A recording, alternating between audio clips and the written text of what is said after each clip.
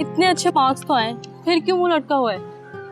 Result की tension नहीं है मुझे, फोटोशूट की टेंशन हो रही है। मुझे पता नहीं वो फोटोशूट करवाना भी चाहिए था या नहीं। अच्छा तो ये बात है, लेकिन इसमें टेंशन वाली क्या बात है? एनी, तुम जानती हो, देखो ये फील्ड अच्छी नहीं है। अगर पापा को पता चल गया ना तो